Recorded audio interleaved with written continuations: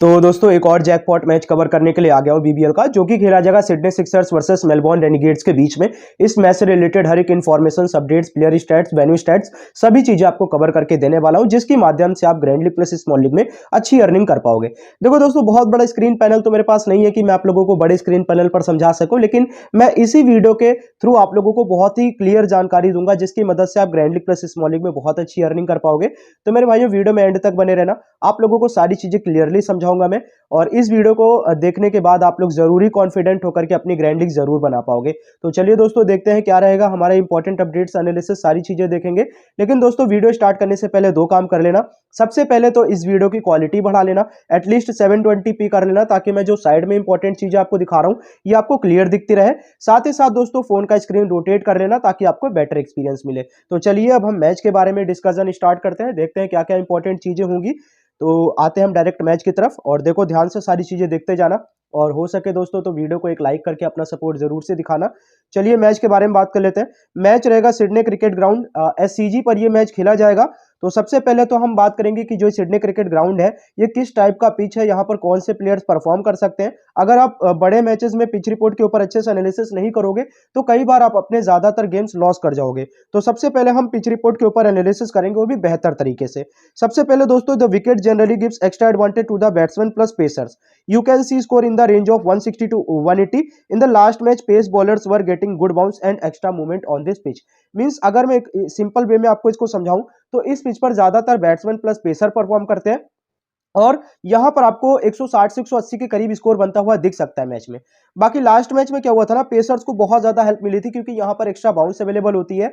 साथ ही साथ स्टार्टिंग के ओवर में क्या होता है, अच्छी खासी मूवमेंट भी मिलती है पेसर्स को।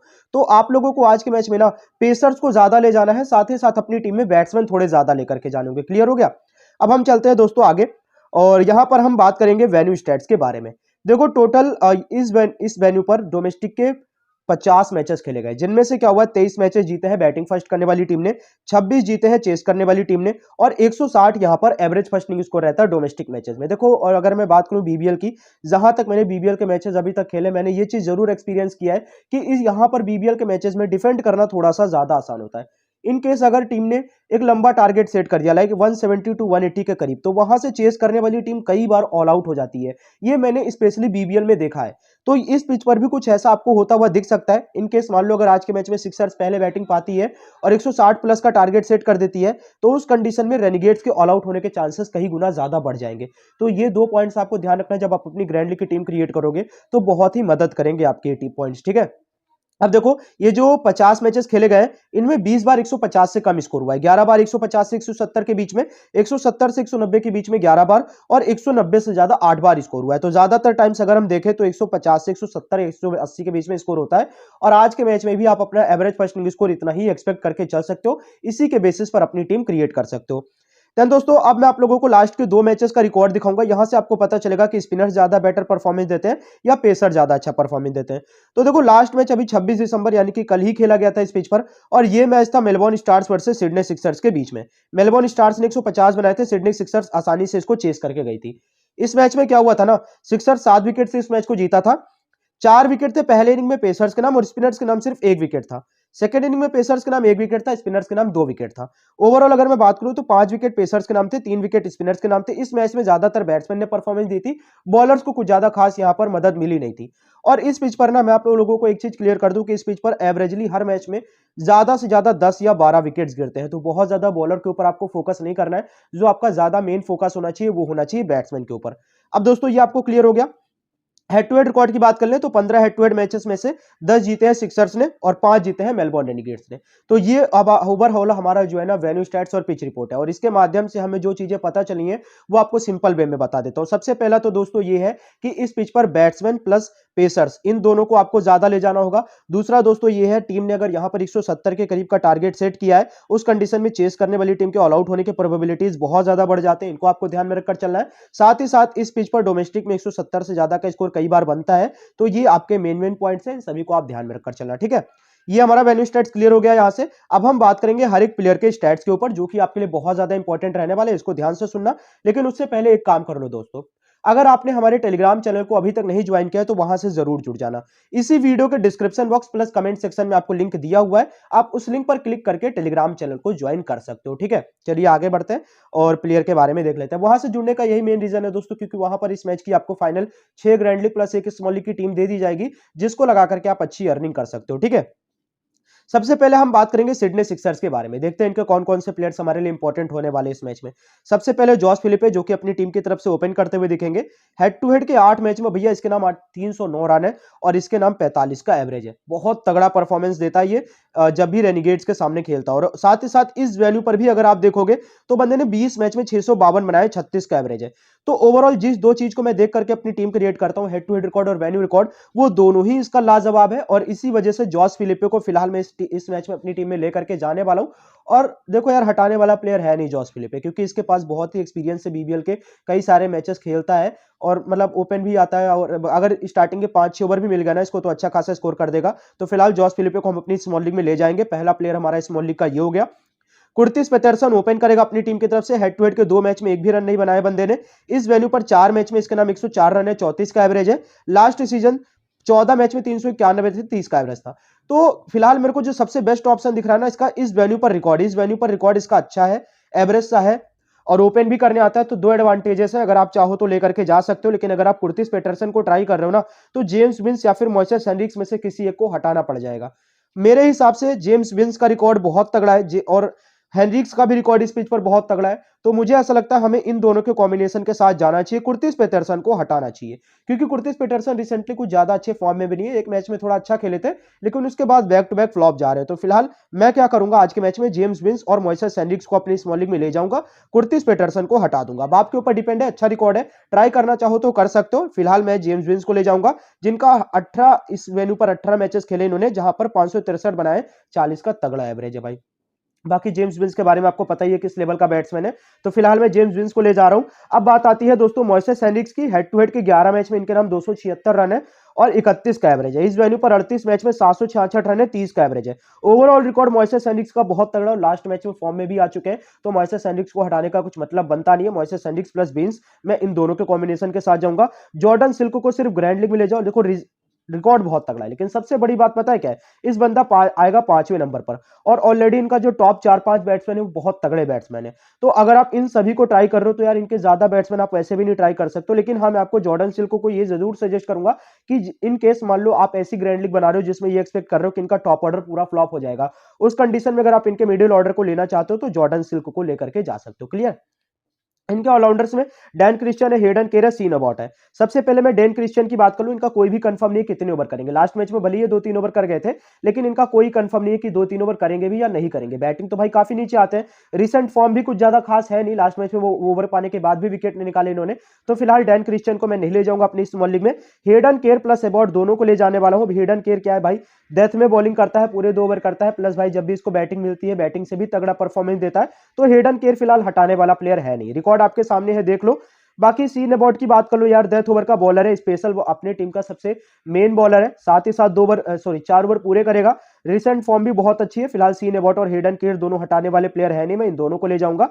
बॉलिंग सेक्शन में इनकी तरफ से जैक्सन बर्ड, स्टीवन उक्विफ और आई नावीद दिखेंगे, जिसमें से Jackson Bird head to head के 12 मैच में इन्होंने 19 विकेट निकाले, तगड़ा बॉलर है भाई, स्टार्टिंग में ही आपको विकेट निकाल करके दे सकता है। ठीक है, बाकी मैं तो जैक्सन बर्ड को ले जाऊंगा, स्टीवन उक्विफ या फिर नावीद में से किसी एक को ले जा सकता हूं। लेकिन इन दोनों में से भी अगर मैं किसी को लूंगा तो जैक्सन बर्ड को हटाऊंगा उस कंडीशन में। ठीक है, और जैक्सन बर्ड को हटाने का मैं क्यों बोल रहा हूं, देखो जैक्सन बर्ड का क्या होता है ना भाई, ज्यादातर 3 ओवर वो क्या करता है, अपने पावर प्ले में निकाल जाता है। और अगर आप सामने से निक मेडिसन को ट्राई कर रहे हो, ध्यान से सुनो, अगर आप निक मेडिसन को ट्राई करना चाहते हो ना, तो सिंपल सी बात है, आप जैक्सन बर्ड के ऊपर रिस्क ले सकते हो। क्योंकि अगर निक मेडिसन चल गया सामने से तो जैक्सन बर्ड का फ्लॉप होना ऑलमोस्ट कंफर्म हो जाएगा। तो ये एक आपका पॉइंट बन सकता है, अगर आप ट्राई करना चाहो कर सकते हो। लेकिन फिलहाल मैं सजेस्ट करूंगा यार, अच्छा बॉलर है, रिसेंट फॉर्म भी अच्छी चल रही है, तो आप ले जाओ। लेकिन स्टीवन क्विफ और नावीद में से किसी एक को जरूर ले जाना, क्योंकि इन दोनों में से मुझे आज लग रहा है कि कोई तगड़ा परफॉर्मेंस देने वाला है। ठीक है, बाकी इंपॉर्टेंट मैच में किस किस को ले जाने वाला हूं, जॉस फिलिपे को ले जाऊंगा जो कि मेरा इंपॉर्टेंट प्लेयर रहेगा, जेम्स विंस और मोइसेस हेनरिक्स को ले जाऊंगा, ये 3 प्लेयर हमारी स्मॉल लीग में हो गए।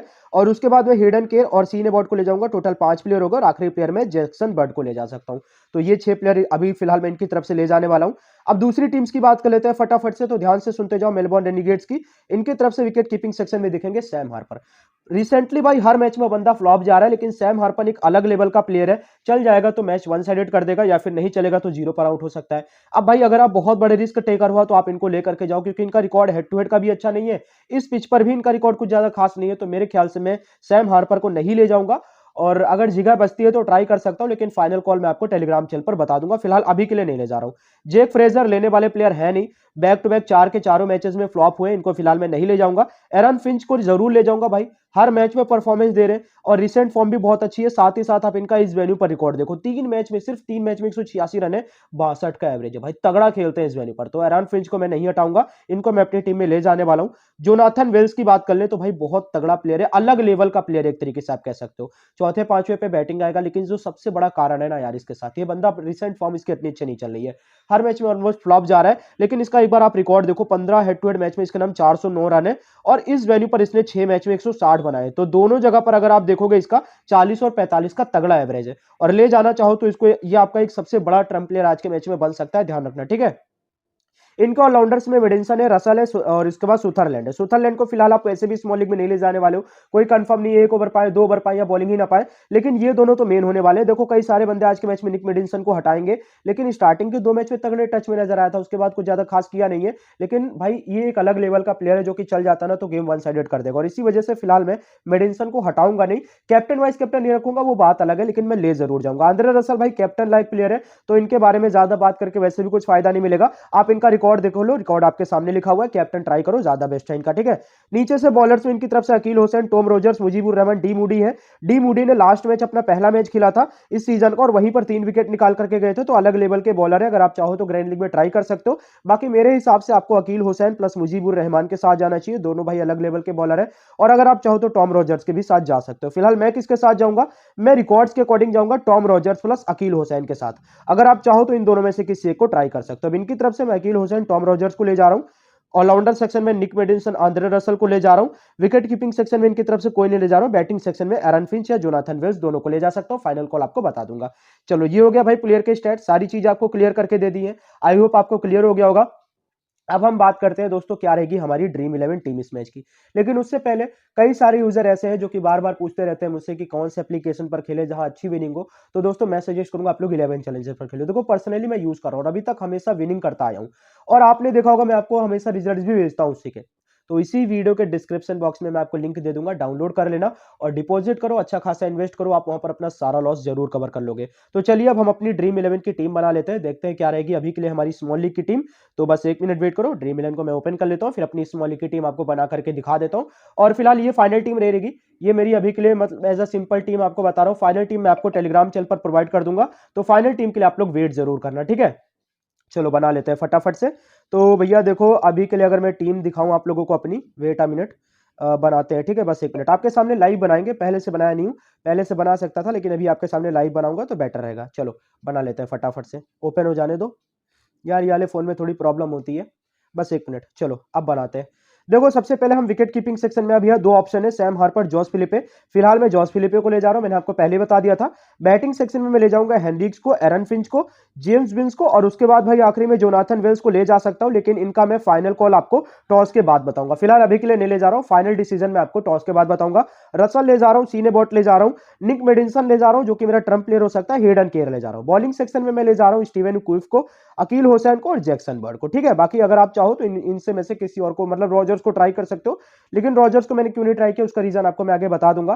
कैप्टन वाइस कैप्टन की बात कर ले भैया, तो कैप्टन में हेडन केयर को ले जाऊंगा, आंद्रे रसल से ज्यादा बेस्ट ऑप्शन मेरे को दिखते हैं। और सिक्सर्स अगर पहले बैटिंग करेगी तो जरूर कैप्टन ले जाऊंगा, और इनकेस अगर सिक्सर पहले बैटिंग नहीं करती है तो मैं रसल को भी कर सकता हूं, वो फाइनल कॉल मैं आपको अपने टेलीग्राम चैनल पर बता दूंगा। तो देख लो भैया, ये है मेरी फाइनल टीम आपके सामने, और यही मेरी अभी के लिए टीम है। फाइनल टीम आपको टेलीग्राम चैनल पर दे दूंगा, तो टेलीग्राम चैनल से आप सभी लोग जुड़ जाना। इसी वीडियो के description box plus comment section में लिंक दिया हुआ है। तो मिलते हैं किसी नेक्स्ट वीडियो में, जाते जाते वीडियो को एक लाइक जरूर से कर देना, चैनल पर नए हो तो चैनल को सब्सक्राइब करके बेल आइकन को दोस्तों जरूर से प्रेस कर लेना, ठीक है।